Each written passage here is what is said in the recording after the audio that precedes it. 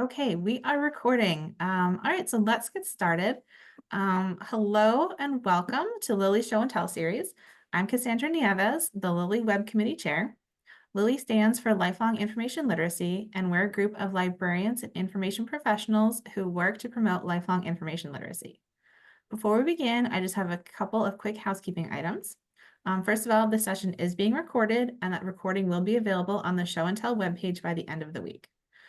Feel free to put your questions in the chat. I'm going to keep an eye on the chat and note down any questions for our speaker, and we'll get to those at the end. And finally, if you want to learn more about Lily or presenting your own show and tell event, I'm going to put my email address in the chat, and you can feel free to contact me at any time. So now I'm going to hand it over to our presenter, Natasha Griffin. Thank you. Hi, everybody. My name is Natasha Griffin. I am a resident librarian at American University Library, and welcome to Pedagogy, Personability, and Library Intimidation, Recommendations for Instruction Librarians. So here is our agenda for today's session, where we'll focus on instructional techniques to tackle library intimidation. We'll also discuss fostering connections during and post-instruction, as well as overall enhancing of student engagement. First, we'll look at the profile of my university and vendor library. Then we'll go into the broader scale of these challenges that's with library intimidation, particularly amongst first-year undergraduates. And then to my favorite part, the recommendations, and then time at the end for any questions. So starting off with the profile of American University, we are located in Washington, D.C. We have over 12,000 undergraduate students and over 7,000 graduate students. As far as our student diversity, we have over 50% of students who identify as white and over 30% of students who identify as a minority. American University has 8 schools and colleges with over 170 degree programs, and our first-year undergraduate retention rate is 86%. More deeply to some of the statistics of the library, vendor library, we have our main university library, our music library, archives and special collections, and there are a total of 15 faculty librarians and 4 part-time librarians. Some highlights of some of the services that we offer for our students and faculty would be our 24/7 online reference chat. We have an array of over 600 databases available. And AU is also part of a research consortium with all of the other DC colleges and universities in the area. So now that we've gone over the profile and the statistics of American University and the library, I want us to look more broadly at some of the issues that cause library intimidation. For instance, many first-year students spent much of their high school experience virtual due to the pandemic. So because of that, they never experienced one-on-one interaction with the librarian or attended library instruction sessions. Another cause for intimidation could be that some students attended high schools with little to no library services that focus on information literacy classes or research assistance. And a more general cause for library intimidation could just be the fear of being othered in front of your peers.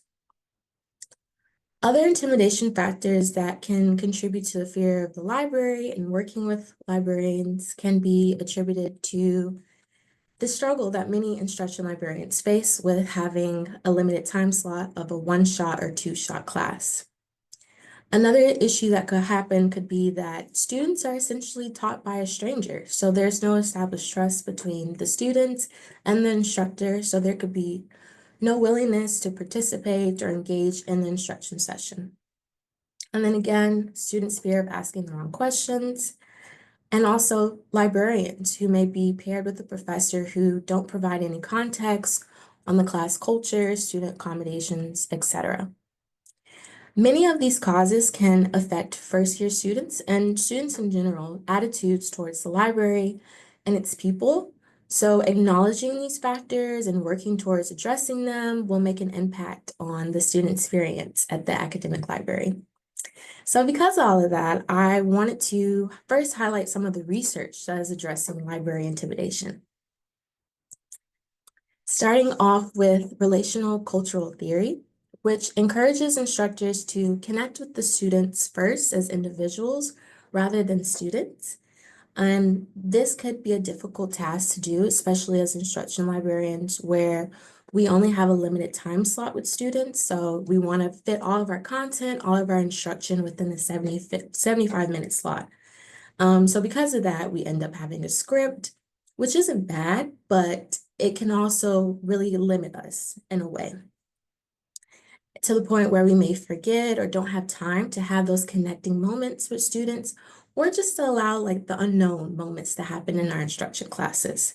So through relational cultural theory, there are tenets like connected teaching and high quality connection that can help instructors. For connected teaching, it is a framework that helps instructors explore intentionality within their classroom.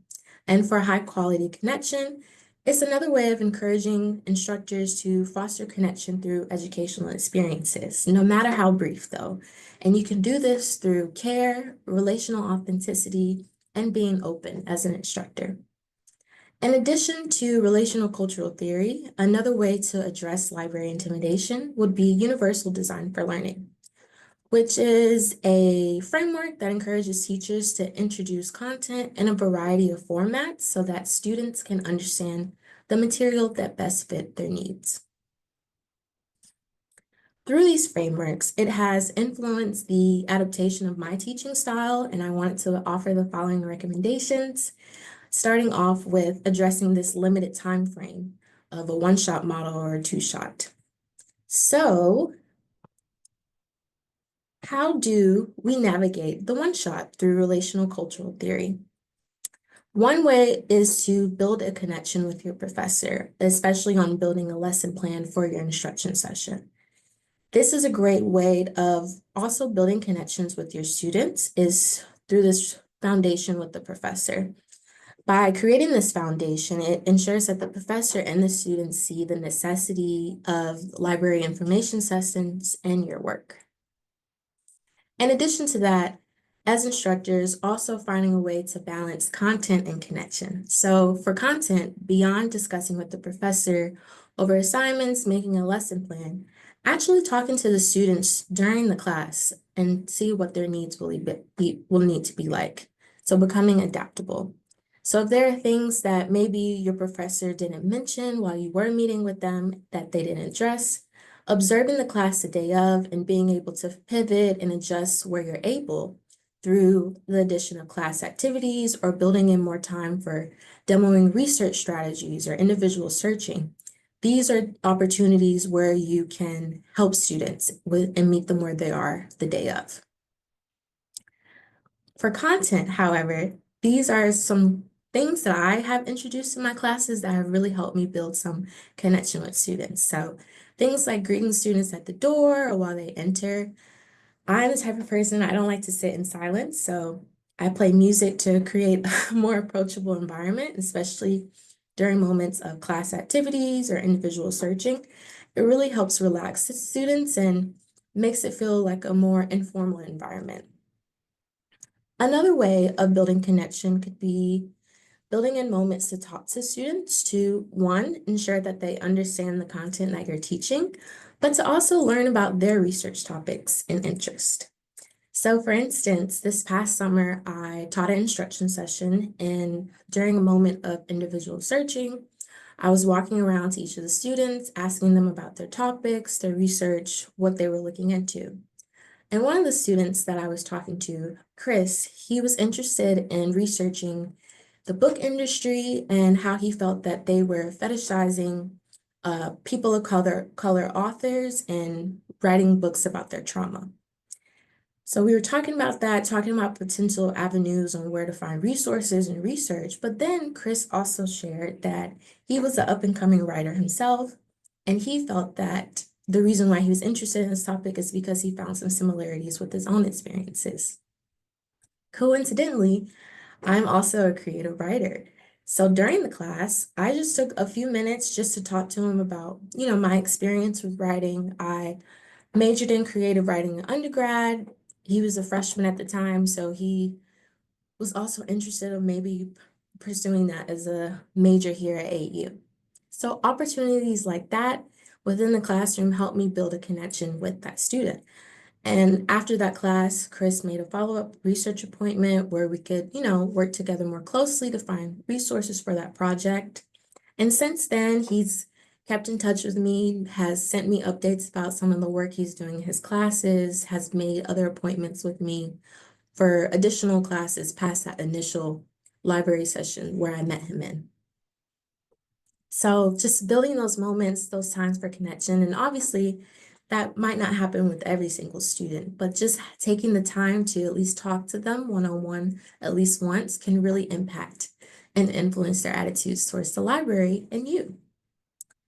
So additional recommendations that I would have would be for students' fear of asking questions. I like to say, practice what you preach. Through relational cultural theory, it likes to focus on care and relational authenticity. So starting off with instructors humanizing the research process.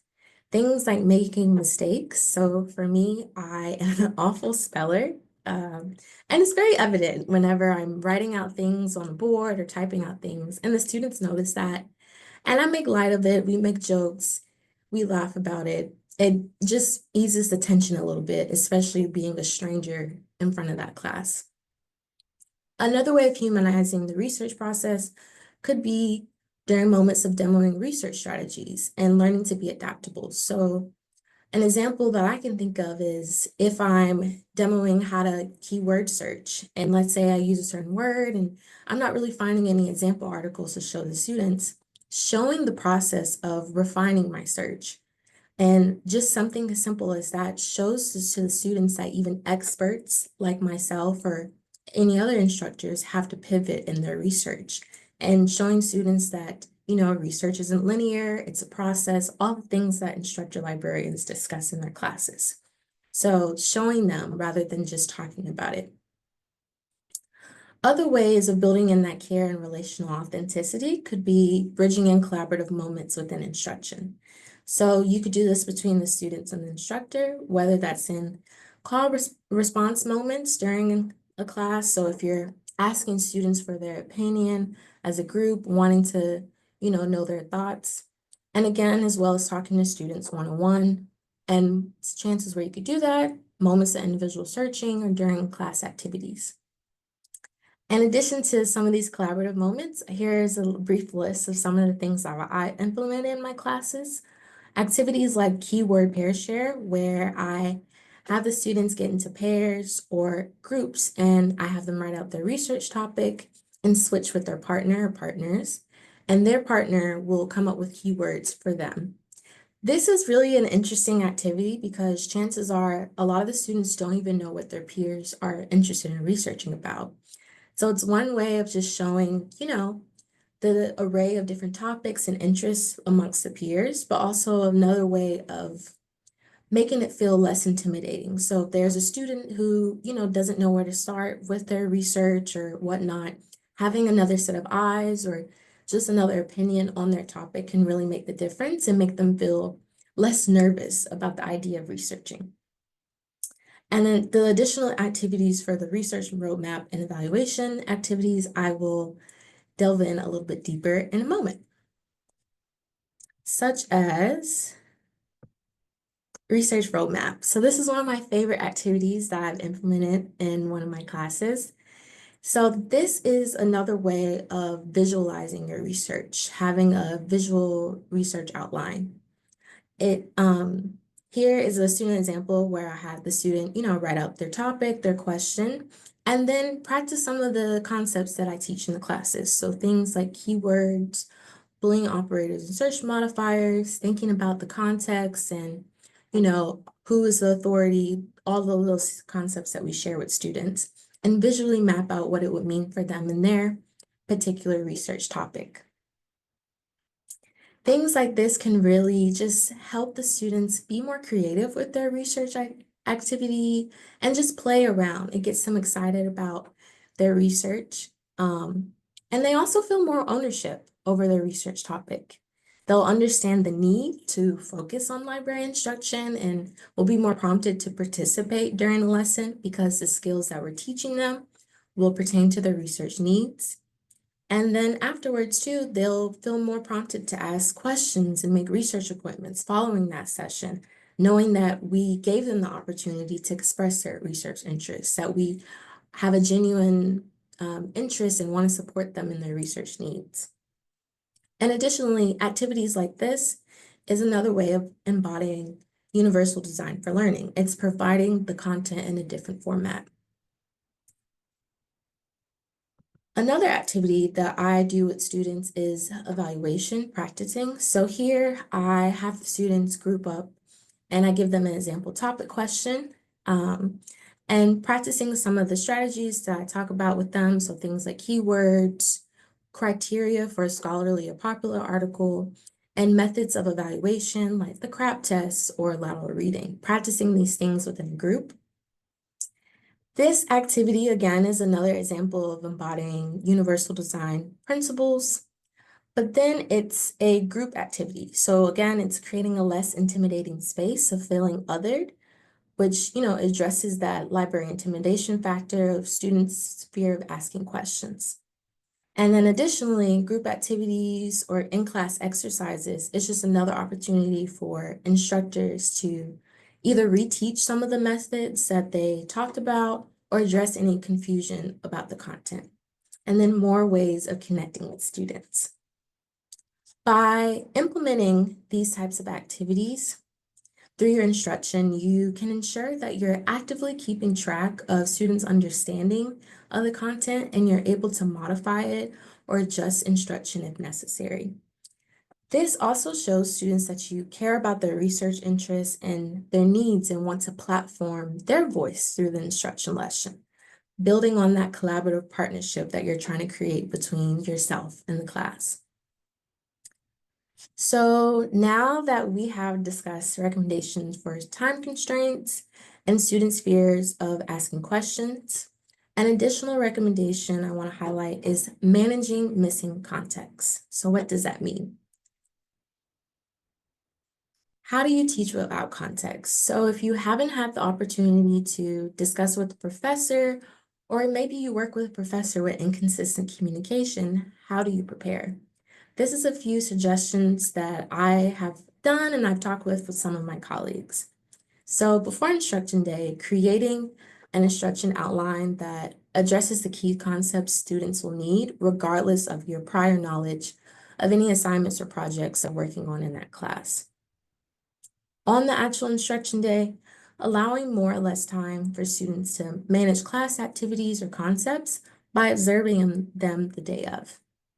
In addition to that, changing your approach to managing the environment depending on the dynamics. So, for instance, I had an experience where in one of my classes, I had a few students who were very chatty, and I gave time for students to work on this like exercise worksheet that I gave to them. And because of that, it was relatively more quiet, but some of the chattier students were talking to each other across the room, and it was obvious that was becoming a little disrupting towards the other students. So then I had to pivot, ask those students to, move to a different table, sit together, talk more quietly with each other. And information like that, like knowing if a class is a chattier class or if a more quiet class, that moment, that professor didn't let me know beforehand. So just observing them in that moment and being able to pivot and adjust can really impact the way that you are leading your instruction and still trying to connect with students, even if you don't have any context. Along with all of these things would also be things to do post-instruction day. So let's say you didn't have that context, you didn't know what was going on. What questions can you ask your professor? So things like class culture, student accommodations could really be the things that you point out that you could share with the professor that could be crucial to your lesson planning, to the way that you structure your classes. For me, for student accommodations, I also had a situation with a professor. They didn't inform me that one of their students was a wheelchair user. And luckily, the room that I booked for that class, it was accessible for that student. They were able to, have space for them, work in these group activities that I set up. But again, that wasn't information that the professor let me know beforehand. So after that class, I reached out to them and I was like, going forward in the future, I want to make sure that I am the best representative, the best support for your student. So knowing this extra information can really make the difference in the way that I structure the environment. And they were really accommodating to that. So just helping you, again, building that foundation with your connection with your students, as well as that foundation with your professors. So in addition to these pedagogy techniques to implement in your teaching style, my final recommendation would be reflecting on your pedagogy. So things like at the end of the semester, reflecting on the highs and lows of your instruction. So one, pat yourself on the back on the things that you do well, the things that were working for you, and also reflecting on the things that you might want to change for the next semester or the next year, as well as actively looking at student assessment data to see if there are any ways to modify your instruction. For me in particular, I also look at student satisfaction. So do students find the class content and activities enjoyable or useful? And what are ways that I can modify or adjust if I could? In addition to that, discussing with your professors about their feedback on your instruction. Establishing a strong relationship with your faculty is essential. By highlighting your critical role in their student success and expressing a sincere interest in their courses, you can foster a collaborative and supportive educational environment. As a librarian, as an instructor, you are part of students' support network for their academic achievement. And finally, when reflecting about your pedagogy, teaching observation with your colleagues. So for me, this past summer, my department, we did mock sessions with each other where we all did things that we do in our instruction sessions, and we gave feedback to each other, asked questions. It was a really helpful experience. And one, just seeing what my colleagues are doing, gaining ideas, gaining more ways of thinking about how to, teach all these frameworks, this content, but also seeing some of more of the other librarians and what they're doing and what I can add to my sessions. I'm hopeful that these recommendations for enhancing personability in your instruction will be impactful for many first-year students. Accessing library services is a new experience, and as instruction librarians, we represent these resources. So making our teaching and our interactions will be crucial. And our approach in the classroom influences how students engage with learning moving forward. And by being personable, we demonstrate our genuine commitment to supporting their academic journeys. So thank you so much for listening. And now I'll break for any questions or comments that you may have. Fantastic. Thank you. If anyone has a question, you can put it in the chat or unmute yourself if you're more comfortable. We do have one. How do you handle it when the topic is difficult to find resources for? That is a great question. I think for me, especially for first year students, I don't know if it's like this at all the institutions, but here in particular at American University, students are kind of interested in saving the world. So their research topics and interests are like very broad. And sometimes I have to encourage them to modify their scope of research. So if you can't find resources that are tied directly towards, your specific topic or interest, finding the larger themes or ideas and connecting it back. So for example, I had a student that was interested in researching about the Young Thug trial that happened recently and RICO charges.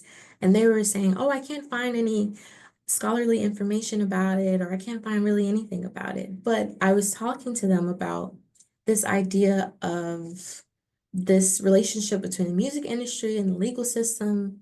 These aren't new things. So broadening the scope to, these larger ideas and connecting it back to that particular case was really helpful for that student. So that would be my recommendation. Thank you. Someone did ask if you're willing to share your slides. I'll let you. Yes, yes, I can definitely do that, of course. Awesome. Yeah, and they will be on the Lily webpage along with the recording later this week or early next week. Uh, Yeah. okay, so the term relational authenticity really piqued my interest for your presentation. Could you define what that is more clearly? And what are other examples of ways we could increase this authenticity in the one-shot classroom? Yes. So relational authenticity is just encouraging you to unmask a little bit. So those moments where I was discussing earlier where I'm an awful speller or like actually highlighting having to backtrack during my search or refining my keyword search, those awkward moments. It's trying to, again, like just connect to students as people first rather than instructor and student. So it's making the relationship a little bit more informal, and that way the student will be more encouraged to open up to you a little bit more and talk to you. Another example that I can think about that actually happened recently was my laptop was like messing up and freezing up, like actually during an instruction session. And I don't have a poker face at all. So it was very evident that like things are happening and I just had to like pivot on the spot. And pivoting for me, I would just open it up. And instead of just having like my normal lesson plan, I crafted it to be more like a conversation between the students and asked them, what is their experience with researching like?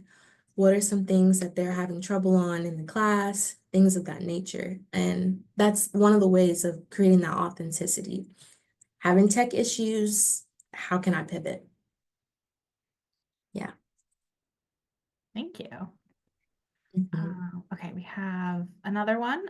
So they ask, do you introduce, time permitting, using alternative sources? Examples would be like open access, Google Scholar. Yes, yes, yes, yes. I definitely do that. This is my second year as an instruction librarian. And so I actually inform that to students that I'm not that far off from being a former student myself. So that's what I used when I was doing my papers, Google Scholar, open access.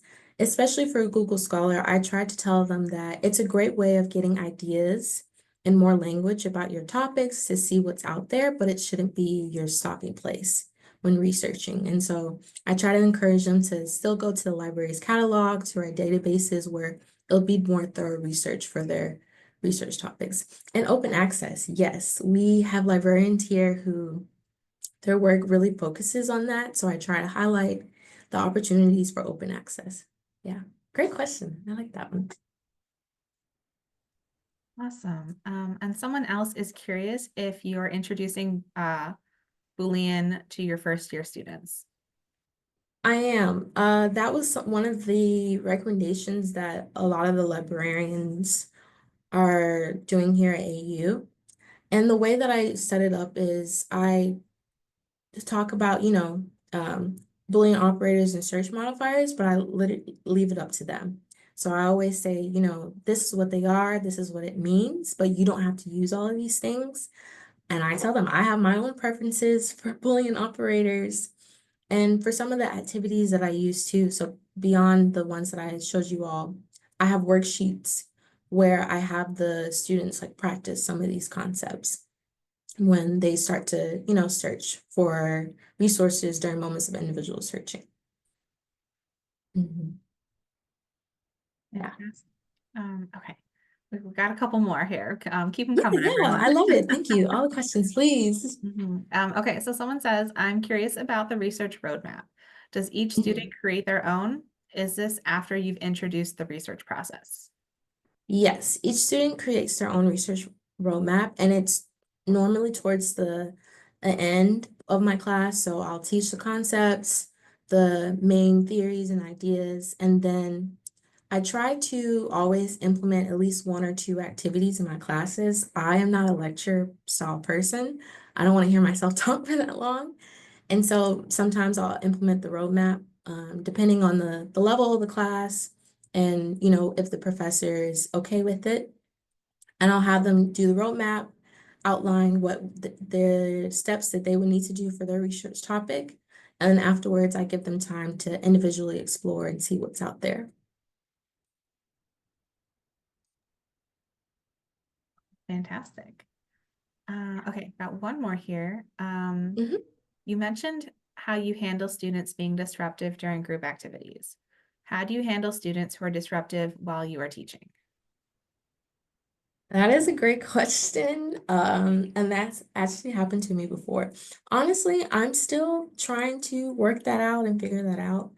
The example that I can think of, luckily, it happened in a class where I already had worked with the professor at least 2 semesters prior, and they were really on it about like addressing the situation with the students and telling them to be quiet.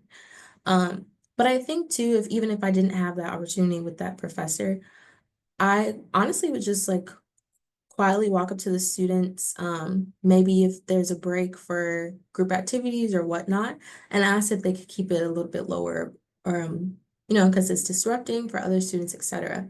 And if they don't really respond to it, that's when I would turn and go to the professor and ask if they could intervene. Yeah. Awesome. Let's see. So, yeah. Okay, we did have another one come in. Mhm. Do you have strategies for creating a connection or authenticity during remote instructions, like over Zoom? That's a great question. For me personally, I haven't had that many opportunities for online instruction, maybe 2 sessions.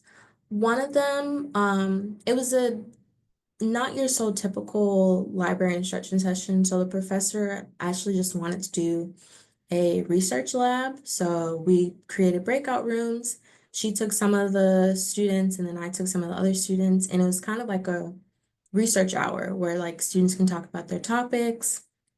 And then we talk about keywords together as a group. I highlight some ways or avenues to look for resources. The other online class that I had, other things that I would do, I would still try to do that keyword activity. I think, again, doing breakout rooms, encouraging students to, share with each other their research interests, their topics, and helping each other out and building a keywords list could be a good way of making that connection amongst the students and with the students as well.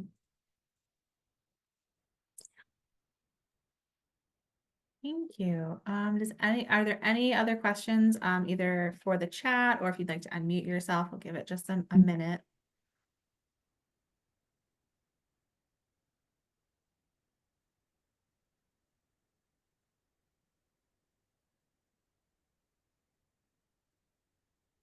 Okay.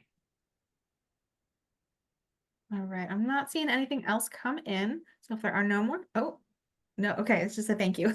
Okay, yeah, Yeah. thank you again so much, Tasha. That was a fantastic presentation.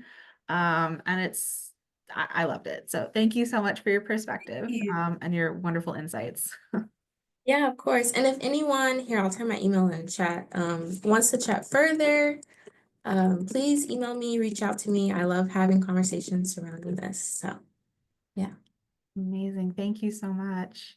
All right, thank everyone. you. Yeah, and everyone, thank you so much for joining us. I'm going to end the recording now. So I hope everyone has a great day.